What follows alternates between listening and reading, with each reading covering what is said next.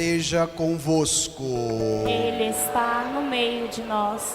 Paixão de nosso Senhor Jesus Cristo segundo Mateus. Glória a vós, Senhor. Naquele tempo, Jesus foi posto diante de Pôncio Pilatos e este o interrogou. Tu és o rei dos judeus? Jesus declarou. É como dizes. E nada respondeu. Quando foi acusado pelos sumos sacerdotes e anciãos. Então Pilatos perguntou: Não estás ouvindo de quanta coisa eles te acusam? Mas Jesus não respondeu uma só palavra, e o governador ficou muito impressionado. Na festa da Páscoa, o governador costumava soltar o prisioneiro que a multidão quisesse. Naquela ocasião, tinha um prisioneiro famoso chamado Barrabás. Então Pilatos perguntou à multidão reunida: Quem vós quereis que eu solte? Barrabás ou Jesus, a quem chamam de Cristo? Pilatos bem sabia que eles haviam entregado Jesus por inveja. Enquanto Pilatos estava no tribunal, sua mulher mandou dizer a ele: Não te envolvas com esse justo, porque esta noite em sonho sofri muito por causa dele.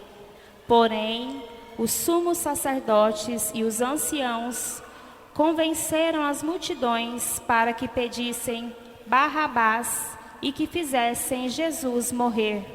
O governador tornou a perguntar: Qual dos dois quereis que eu solte?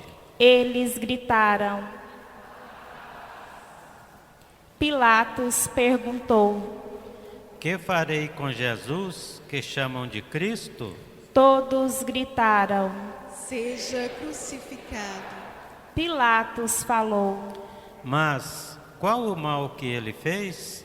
Eles, porém, gritaram com mais força. Seja crucificado.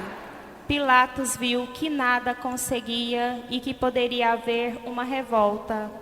Então mandou trazer água, lavou as mãos diante da multidão e disse: Eu não sou responsável pelo sangue deste homem. Este é um problema vosso. O povo todo respondeu: Que o sangue dele caia sobre nós e sobre os nossos filhos. Então Pilatos soltou Barrabás, mandou flagelar Jesus e entregou-o para ser crucificado. Em seguida, os soldados de Pilatos levaram Jesus ao palácio do governador e reuniram toda a tropa em volta dele. Tiraram sua roupa e o vestiram com um manto vermelho. Depois teceram uma coroa de espinhos. Puseram a coroa em sua cabeça e uma vara em sua mão direita. Então ajoelharam diante de Jesus e zombaram, dizendo: Salve, Rei dos Judeus. Cuspiram nele e, pegando uma vara, bateram na sua cabeça. Depois de zombar dele, tiraram-lhe o manto vermelho e de novo o vestiram com suas próprias roupas. Daí o levaram para crucificar. Quando saíam, encontraram um homem chamado Simão, da cidade de Cirene, e o obrigaram a carregar a cruz de Jesus. E chegaram a um lugar chamado Gólgota, que quer dizer lugar da caveira. Ali deram vinho misturado com fel para Jesus beber. Ele provou, mas não quis beber. Depois de o crucificarem, fizeram um sorteio repartindo entre si as suas vestes e ficaram ali sentados, montando guarda. Acima da cabeça de Jesus, puseram o motivo da sua condenação. Este é Jesus, o Rei dos Judeus. Com ele também crucificaram 2 ladrões, um à direita e outro à esquerda de Jesus. As pessoas que passavam por ali o insultavam, balançando a cabeça, dizendo: Tu que ias destruir o templo e construí-lo de novo em 3 dias, salva-te a ti mesmo. Se és o Filho de Deus, desce da cruz. Do mesmo modo, os sumos sacerdotes, junto com os mestres da lei e os anciãos, também zombavam de Jesus. A outros salvou, a si mesmo não pode salvar. É Rei de Israel. Desça agora da cruz e acreditaremos nele. Confiou em Deus, que o livre agora, se é que Deus o ama, já que ele disse: eu sou o Filho de Deus. Do mesmo modo, também os 2 ladrões que foram crucificados com Jesus o insultavam. Desde o meio-dia até as 3 horas da tarde, houve escuridão sobre toda a terra. Pelas 3 horas da tarde, Jesus deu um forte grito: Eli, Eli, lama sabachthani, que quer dizer: meu Deus, por que me abandonastes? Alguns dos que ali estavam ouvindo disseram: Ele está chamando Elias. E logo um deles, correndo, pegou uma esponja, ensopou-a em vinagre, colocou-a na ponta de uma vara e lhe deu para beber. Outros, porém, disseram: Deixa, vamos ver se Elias vem salvá-lo. Então Jesus deu outra vez um forte grito e entregou o Espírito. E eis que a cortina do santuário rasgou-se de alto a baixo em 2 partes. A terra tremeu e as pedras se partiram. Os túmulos se abriram e muitos corpos dos santos falecidos ressuscitaram. Saindo dos túmulos, depois da ressurreição de Jesus, apareceram na cidade santa e foram vistos por muitas pessoas. O oficial e os soldados que estavam com ele guardando Jesus, ao notarem o terremoto e tudo o que havia acontecido, ficaram com muito medo e disseram: Ele era mesmo Filho de Deus. Palavra da salvação. Glória a vós, Senhor.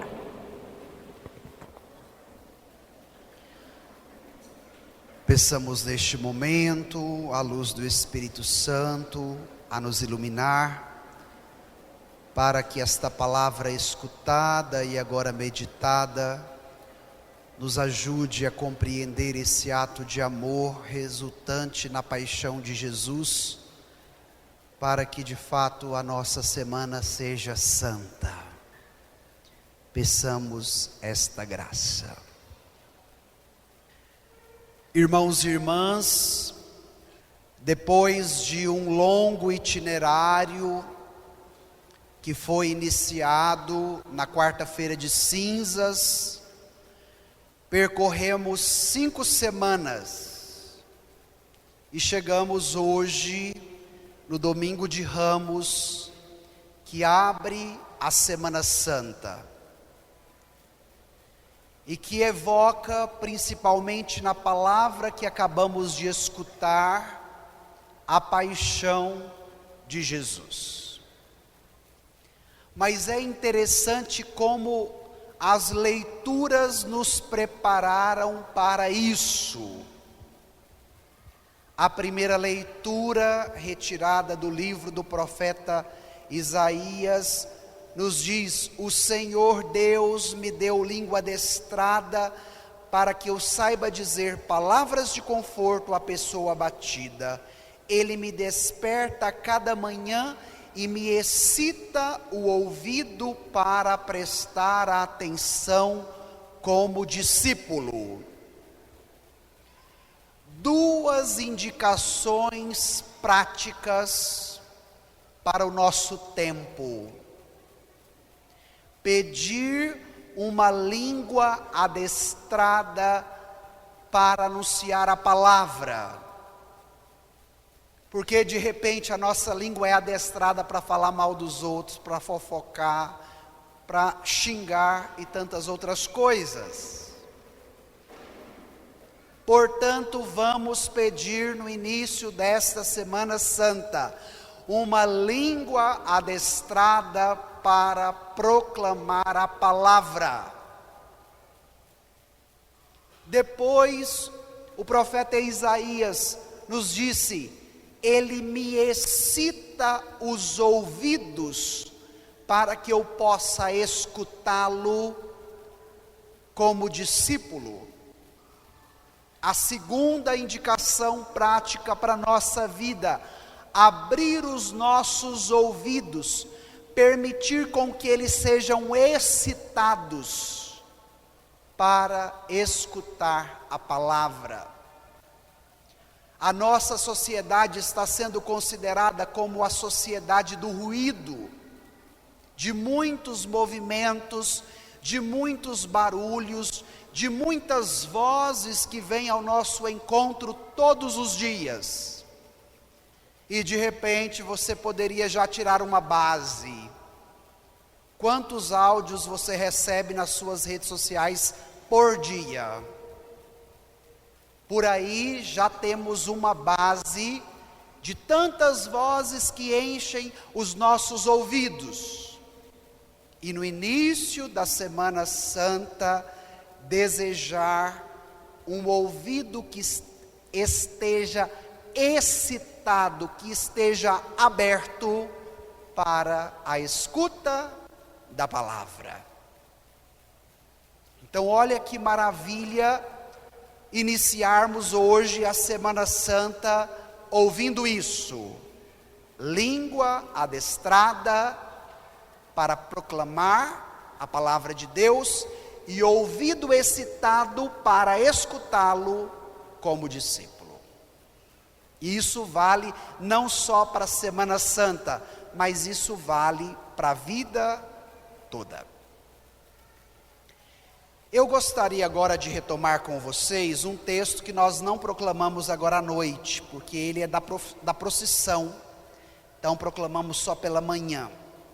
Mas se você está com o livreto da Semana Santa, tome aí a página 13. Livreto da Semana Santa, a página 13. Versículos 1, 2 e 3. Página 13, Evangelho de Mateus, capítulo 21. Vamos tomar os versículos de 1 a 3. Encontraram? Quem estiver com o livreto e de repente se o vizinho estiver sem, vamos fazer esse exercício de compartilhar também para nós acompanharmos o texto. Vamos ler juntos? Naquele tempo, Jesus e seus discípulos aproximaram-se de Jerusalém e chegaram a Betfagé, no Monte das Oliveiras.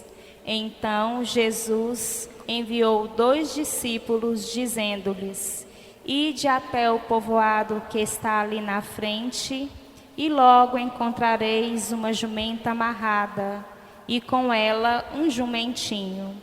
Desamarrai-a e trazei-os a mim. Se alguém vos disser alguma coisa, direis: o Senhor precisa deles, mas logo os devolverá. Esse trecho do Evangelho indica o que nós estamos vivendo hoje. O domingo de Ramos faz memória da entrada triunfal de Jesus em Jerusalém. E agora eu gostaria de tomar alguns elementos do texto para a nossa reflexão. Geograficamente, Jerusalém fica na parte mais alta de Israel. Logo, todo judeu que tomava a decisão de ir a Jerusalém por ocasião da festa da Páscoa, tinha que fazer uma caminhada de subida. E com Jesus não foi diferente. Ele sabia do que o esperava em Jerusalém na Páscoa daquele ano. Mas Jesus toma a decisão de subir à Cidade Santa. Bento XVI diz que esta subida não é apenas geográfica, mas ela também é uma subida interior. E a meta definitiva dela é a cruz. E agora nós encontramos a altura de Deus, porque aqui estamos falando de subida. Nesta mesma perspectiva, o primeiro degrau desta subida é a cruz. Por isso ela está no alto. Por isso Jesus será crucificado, como ouvimos no Evangelho agora há pouco, num monte chamado Gólgota, ou também Monte da Caveira. E neste momento que nós encontramos a altura de Deus, o que é evidenciado nela? O amor que se derrama plenamente. O amor que não reserva nada para si, mas que é capaz de se entregar inteiramente. O termo último da peregrinação de Deus nos fala da sua altura, até mesmo porque Ele é capaz de subir a esta dimensão e de alcançar esta altura para não ir sozinho, mas para levar consigo a ovelha ferida que estava machucada e que não conseguiria chegar com as suas próprias forças à casa do Pai. Então, subir à altura de Deus, no ápice da cruz, é o que Jesus faz em Jerusalém, mas Ele não faz sozinho, Ele faz para nos levar com Ele. O caminho alto que nos levará ao Deus vivo, porque a cruz não será a última instância, mas ela será a mediação que resultará na ressurreição de Jesus. Por isso, a subida é uma subida para amar até o fim. Vai nos dizer João, capítulo 13, versículo 1. E este amor derramado em prol da humanidade ferida e pecadora, em cada Semana Santa é capaz de nos alcançar e de nos elevar, de nos levantar à altura de Deus. Olha a profundidade deste Evangelho. Nesta Semana Santa, Jesus quer te elevar à altura de Deus. Vocês estão dispostos a subir em Jerusalém com Jesus? Sim ou não? Que bom. Esta subida não é apenas geográfica, mas ela precisa ser interior.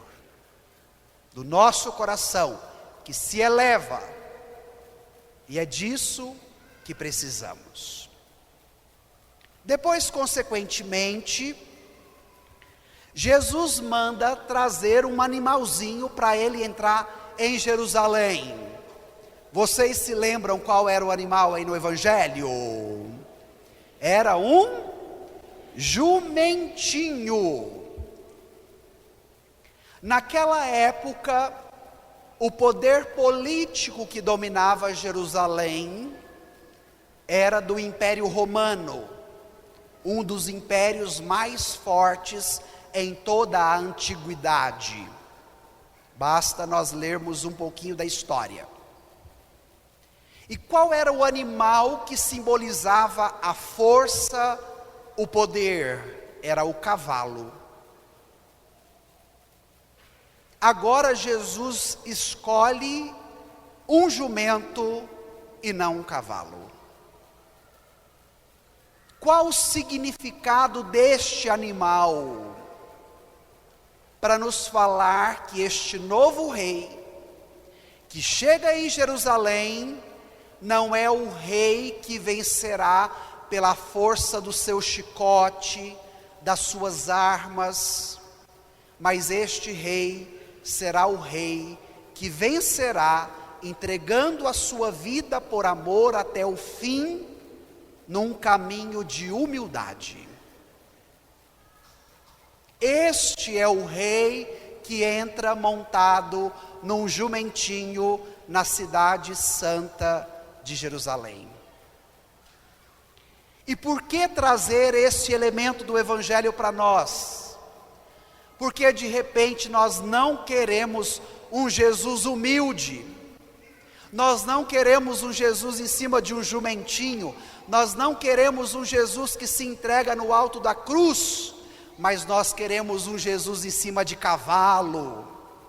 Nós queremos uma religião cheia de armas.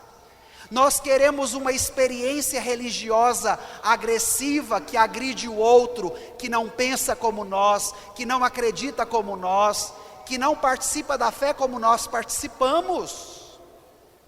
E ultimamente, esse polarismo religioso se evidenciou no nosso Brasil. De um povo que não quer Jesus montado no jumentinho, mas de um povo que quer Jesus em cima de um cavalo. E agora o Evangelho nos dá essa cutucada.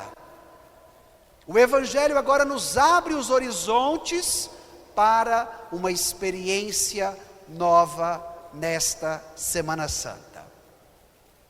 Voltemos ao Evangelho para ver como foi a entrada de Jesus em Jerusalém, depois de pegar o jumentinho, dos versículos 6 a 9. Volte aí na página 13, onde nós estávamos, versículos de 6 a 9. Vamos ler juntos? Então, os discípulos foram e fizeram como Jesus havia mandado. Trouxeram a jumenta e o jumentinho, e puseram sobre eles suas vestes, e Jesus montou. A numerosa multidão estendeu suas vestes pelo caminho, enquanto outros cortavam ramos das árvores e os espalhavam pelo caminho. As multidões que iam na frente de Jesus e os que o seguiam gritavam: Hosana ao filho de Davi, bendito que vem em nome do Senhor, Hosana no mais alto dos céus. Então, depois dos discípulos trazerem o jumentinho, Jesus monta nele e entra em Jerusalém. Uma grande multidão o esperava. E há aqui dois movimentos da multidão. O primeiro movimento é tirar os seus mantos e colocar onde Jesus passaria. E o segundo movimento foram nas árvores, pegaram os galhos para que quando o Senhor entrasse, eles pudessem agitar. Portanto, devemos nos perguntar, ao fazermos memória da entrada de Jesus em Jerusalém neste domingo de Ramos, hoje, como é que estão os seus mantos? Onde você tem os colocado? Esta é uma pergunta existencial que também mexe conosco. E quando Jesus entrava, a multidão, com os seus ramos agitados, gritavam: Hosana ao filho de Davi, bendito o que vem em nome do Senhor.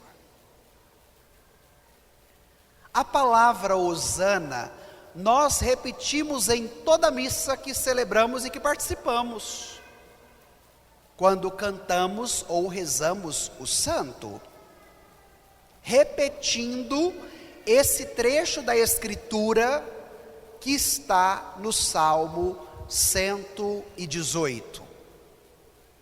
Ontem eu estava em Aparecida de Goiânia pregando a Lécio Divina para os jovens, e eu dizia a eles: não podemos ter uma fé de papagaio, de só repetir o que nós não sabemos.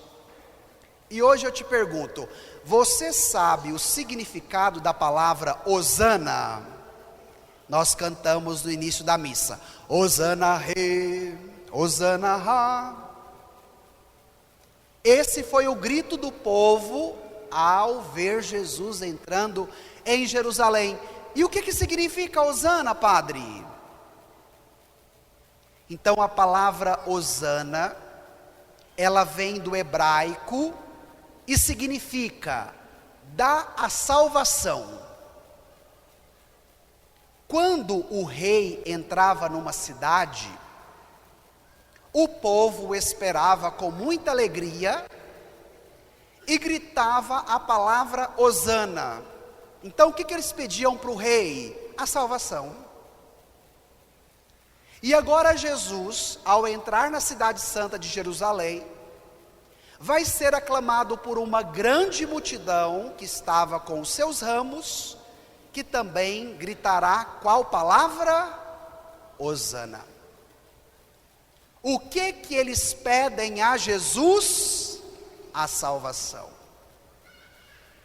Por isso que nós temos que compreender a nossa fé, para que no domingo de Ramos, eu não cante Hosana Re, Hosana Ra, como um papagaio, só repetindo a música, sem saber o que eu estou pedindo. Porque a partir do momento que você entende que Hosana é um pedido de salvação, esse Hosana não pode ser cochilando, esse Hosana não pode ser disperso, esse Hosana não pode ser da boca para fora, mas esse Hosana tem que ser do fundo do nosso coração, como um grito que externaliza o nosso desejo, que pede a Jesus: dai-me a sua salvação. E é este o mistério que a igreja nos propõe a viver em toda a Semana Santa.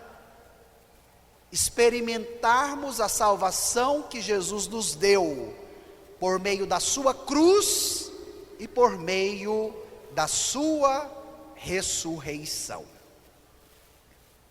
Vamos lá encerrar o texto nos versículos 10 e 11. Lá no final do Evangelho, vamos ler juntos? Quando Jesus entrou em Jerusalém, a cidade inteira se agitou e diziam: quem é este homem? E as multidões respondiam: este é o profeta Jesus de Nazaré da Galileia. Olha que interessante.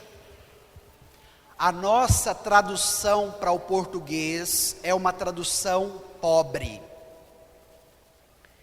E eu gostaria de voltar no texto do Evangelho original, que está em grego.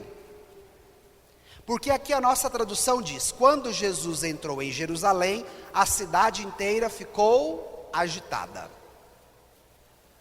Mas no original do texto, o significado é: a cidade ficou sacudida, e o verbo utilizado é o mesmo verbo para identificar um terremoto. Para nós entendermos que tipo de sacudida Jesus dá em Jerusalém.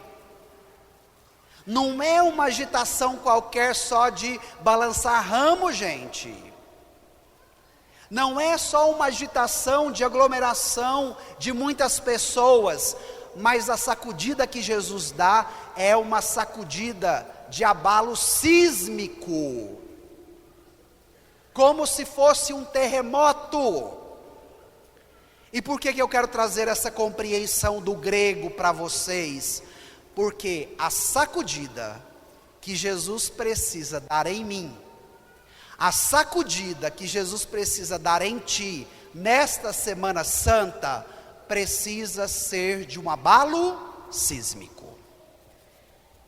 Precisa ser de um terremoto.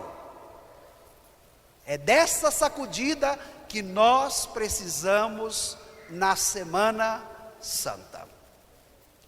Mas olha que interessante. Quando Jesus entra triunfal em Jerusalém, com os ramos, o povo gritando: Hosana, Hosana nas alturas, bendito que vem em nome do Senhor. A grande cidade, que era sede da política e da religião, não conhecia Jesus. Qual é a pergunta que apareceu aí no final do texto? Olha aí, pode colar. Qual é a pergunta? Quem é este? A grande cidade não sabia quem era Jesus. E esse evangelho continua muito atual, minha gente, porque nós habitamos numa grande cidade. E de repente, para a grande maioria desta população, essa semana vai se tornar uma semana qualquer. No máximo com um feriado que a gente não trabalha e pode dormir até mais tarde. Jesus ainda continua um desconhecido da grande cidade.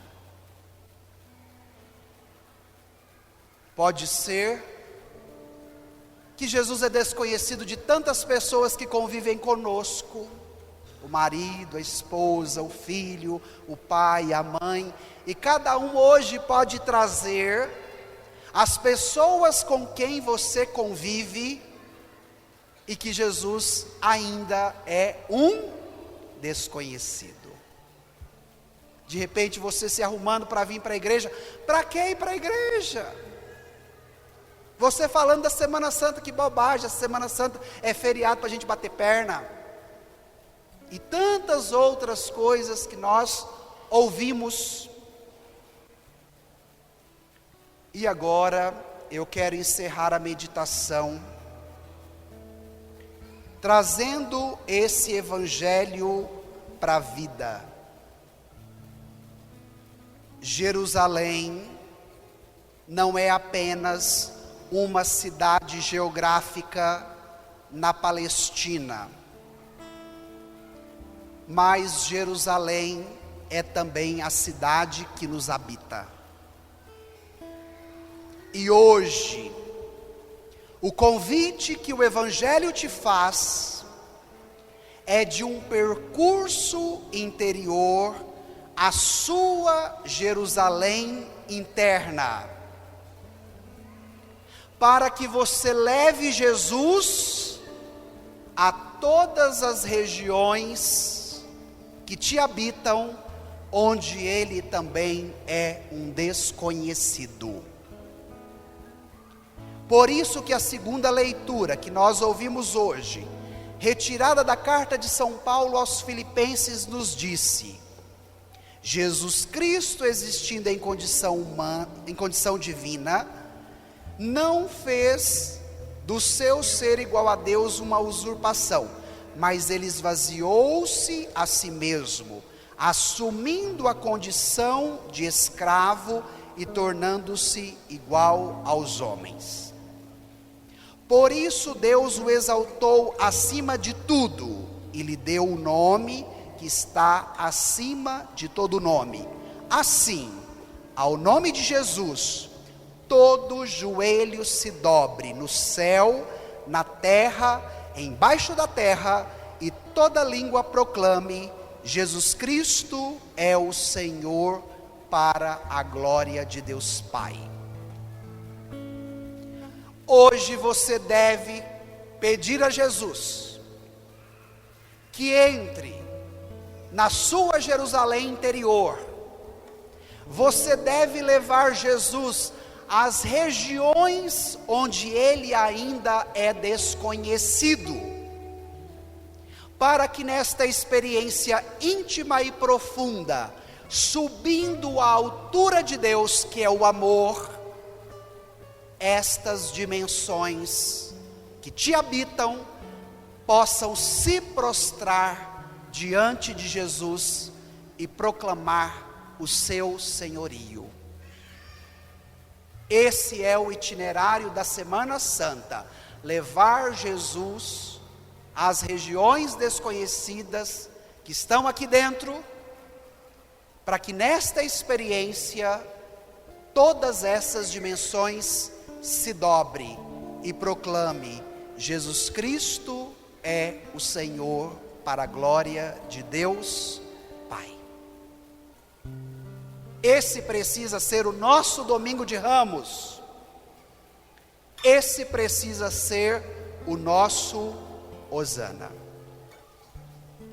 Diga-me como você habita a sua cidade interior, e eu lhe direi como é a sua presença na cidade exterior. Porque o que nós vivemos no cotidiano, na dimensão externa, é em primeiro lugar fruto do que nós vivemos na nossa dimensão interna. Então vamos encerrar esse momento de oração, de escuta da palavra, pedindo isso. Deixe agora o seu livreto de lado, o seu ramo, ou alguma outra coisa que de repente você está aí segurando, para você ficar mais à vontade. E agora, nesse momento, gostaria de te propor esse convite: fazer o itinerário da palavra. Feche os seus olhos, incline a sua cabeça e averigue quais são as regiões da minha vida que não conhecem Jesus. Quais são as dimensões da minha interioridade que não sabem quem é Jesus? Então agora você vai fazer esse convite para Jesus. Vai dizer para Ele: Senhor Jesus, como Tu entrastes na Jerusalém da Palestina, hoje eu quero te convidar, entre na Jerusalém da minha vida. Eu quero dar esse grito de Hosana, para que o Senhor escute o meu pedido: dai-me a Tua salvação, porque é dela que eu preciso. Eu quero te convidar, Jesus, para adentrar todas as regiões desconhecidas que me habitam, para que elas possam te conhecer, para que elas possam se prostrar diante de Ti, e assim todo joelho se dobrará e toda língua proclamará que Jesus é o Senhor, para a glória de Deus Pai. Peça isso, meu irmão, para o início da sua Semana Santa. Todo joelho se dobrará e toda língua proclamará que Jesus Cristo é o Senhor. Cantemos juntos, todo joelho se dobrará. Todo joelho se dobrará e toda língua proclamará que Jesus Cristo é o Senhor. Nada poderá me abalar, nada poderá me derrotar, pois minha força e vitória tem um nome, é Jesus. Nada poderá me abalar, nada poderá me derrotar, pois minha força e vitória é Jesus. Quero viver tua palavra, quero ser cheio do teu Espírito, mas só te peço, livra-me do mal. Quero viver tua palavra, quero ser cheio do teu Espírito, mas só te peço, livra-me do mal.